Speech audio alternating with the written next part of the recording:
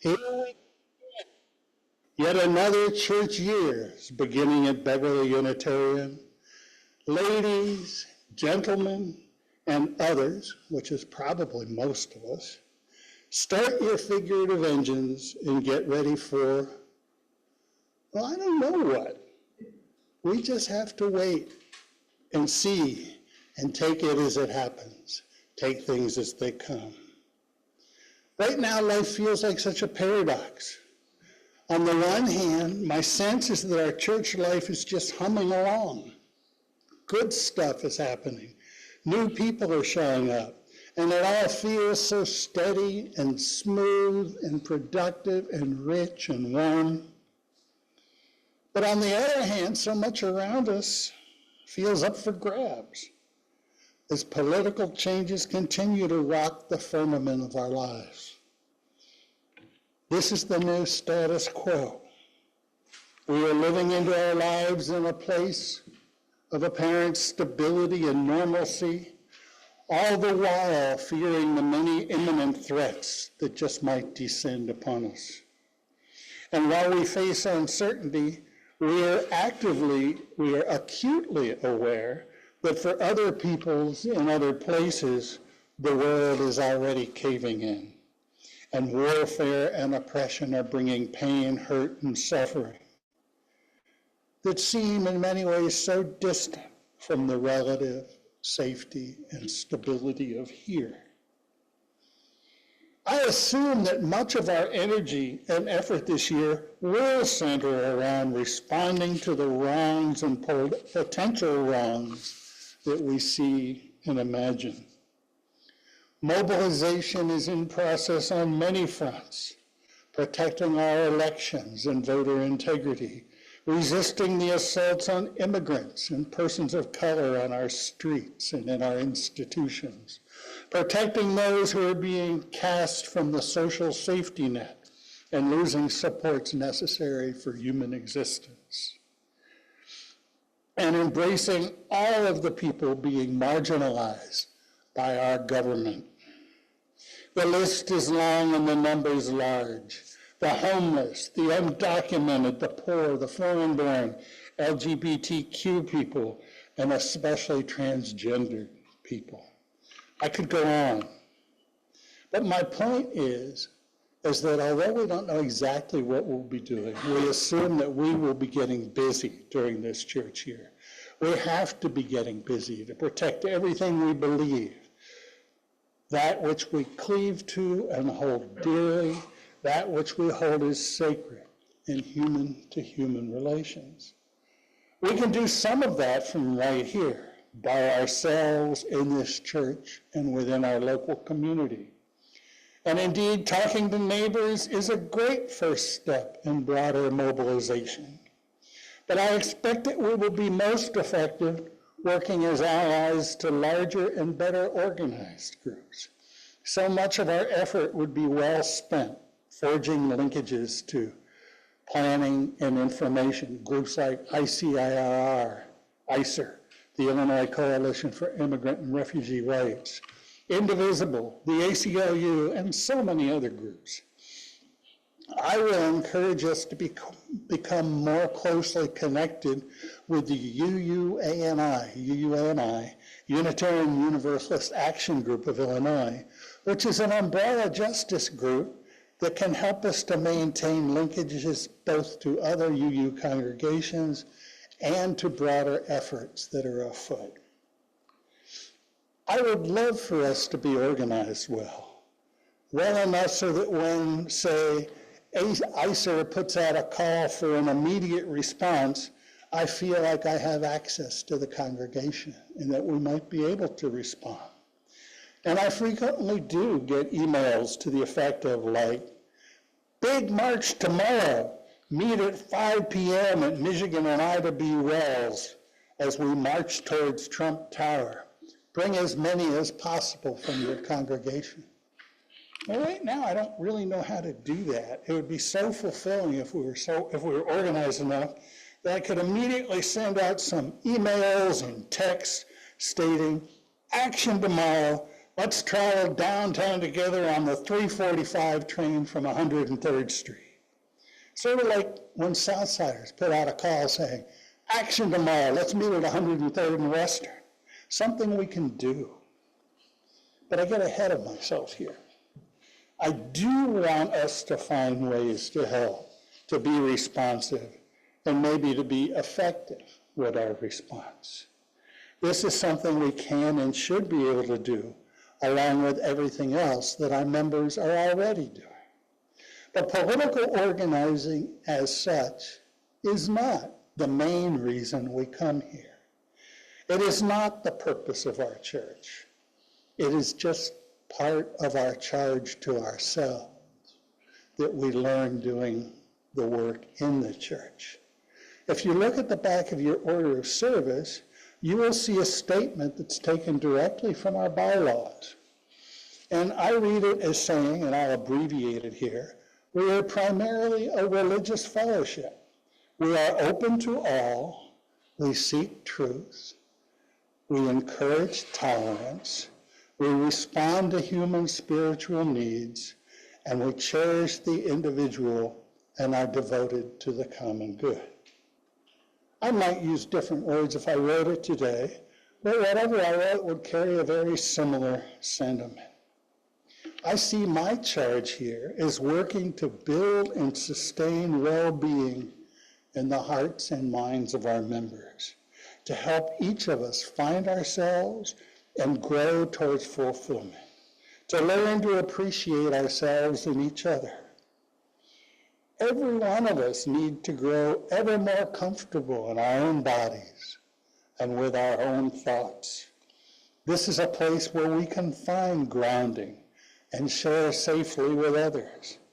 Our first task is not to get political and change the world. Our first task is to build the self-awareness and moral resolve that will let us honestly and openly decide that changing the world is the right thing to do and a just effort to pursue. This morning, we joined waters together, and our contributions carry a multitude of meanings. Some celebrated joys and pleasures, some symbolized tears and distress, and others just poured in water to participate in the ritual, which is wonderful.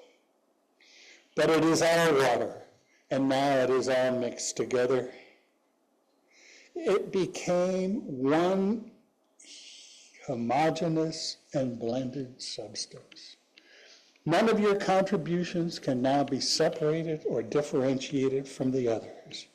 It is transformed into a symbol, a single wet symbol of what we are together.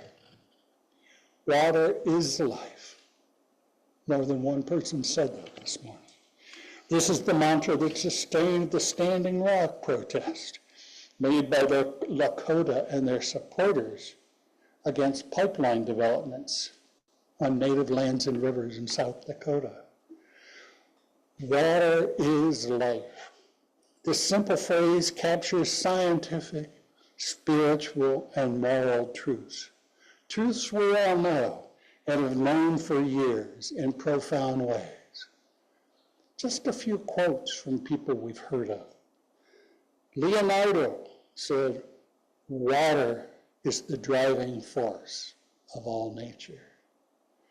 Kahlil Gibran, "In one drop of water are found all the secrets of all the oceans." W.H. Auden, "Thousands have lived without love, not one without water." And Gandhi, "The earth, the air, the land, and the water are not an inheritance from our forefathers. They are on loan to us from our children." All the water that will ever be is, right now, somewhere in some form within our atmosphere. Most is in the oceans, but we all know how it cycles into the air as moisture, back to earth as rain and snow, onto the ground and into and under the ground. It sits frozen in ice caps, glaciers, and permafrost. It flows into streams, rivers, and lakes, and eventually back to the ocean. It is consumed by living things, which it sustains. And it becomes a big part of the composition of all living things. Each of us, you and me, is over half made up of water. Water is amorphous. We know it is vapor, it is ice, mostly as liquid, and it's ubiquitous. It forms and structures the face of our world, carving valleys, eroding hillsides, and moving particles of matter from one place to another. I quoted several luminaries about water, but knowing of my fondness for the Tao Te Ching, you might not be surprised that I save what I consider the best for last. Lao Tzu wrote, "Nothing is softer than water. Nothing is softer or more flexible than water, yet nothing can resist it." And this is an image I would like to hold up. Nothing is softer or more flexible than water, and yet nothing can resist it. I would like us to understand the waters we blended today as a symbol of our collective presence, a joining of the will of each of us. For the most part, we are a gentle and loving and soft group of people. But we do care, and the will of each of us can combine into a shared force, a collective presence. And as long as we can ground ourselves in truth and in deeply held values, our collective presence can become a force.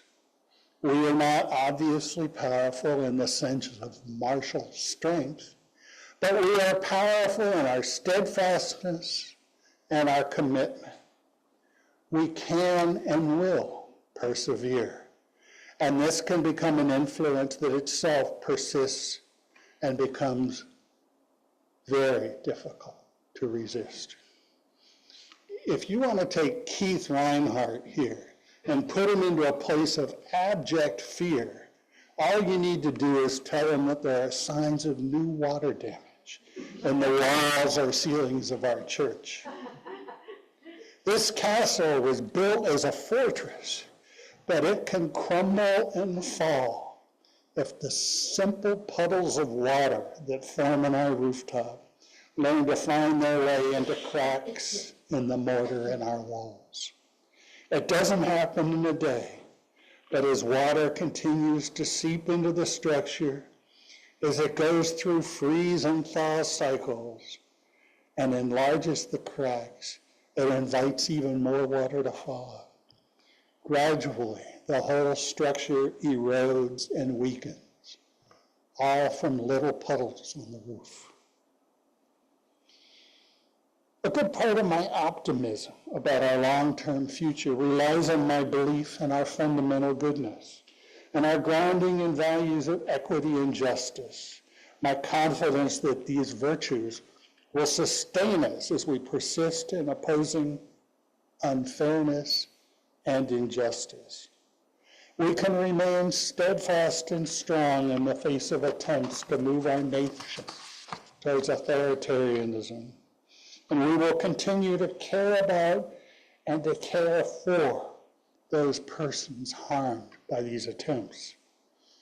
We will suffer disappointments, but we can persevere by holding on to what we know to be good, what we know to be rightful. We will continue to read history and to teach it to our children. We will continue to remind people that diversity, equity, and inclusion are attributes of a good and fair society, not a weakness.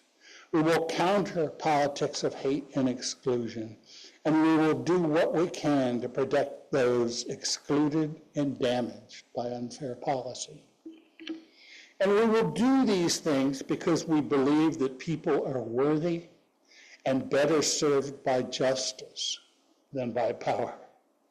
We will hold up the banner of compassion, caring, and love, and reflect on these virtues that have been taught in all of the major religious traditions.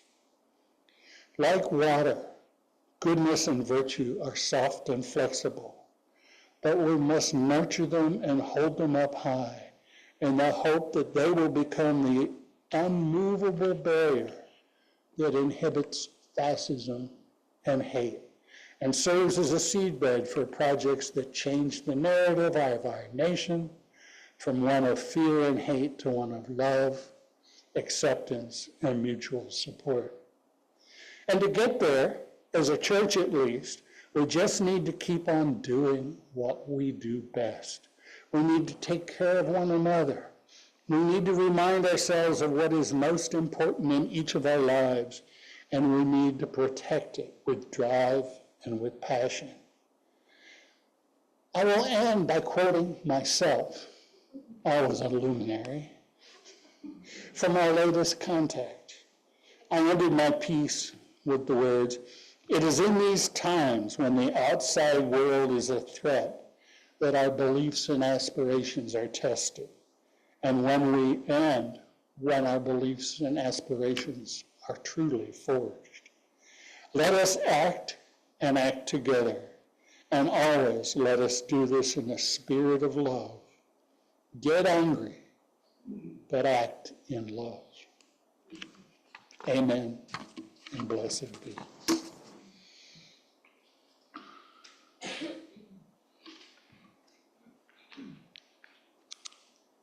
I'm going to skip closing words. We're late this morning.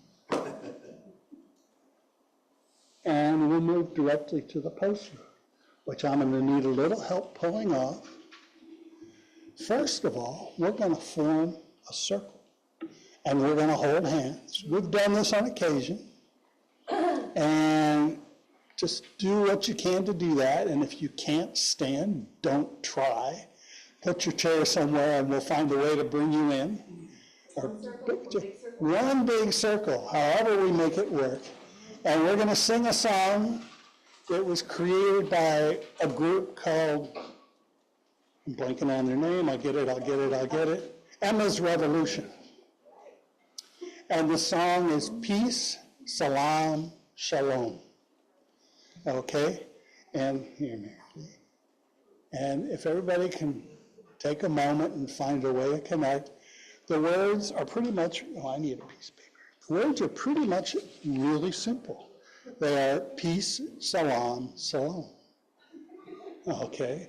And Jean will give us a note or two, and I will try to. No, or maybe not, but. Jean needs 4 hands. Right there. Yeah, go ahead real quick, and then you get back. I don't know. Okay, I'll sing it. And if I'm leading the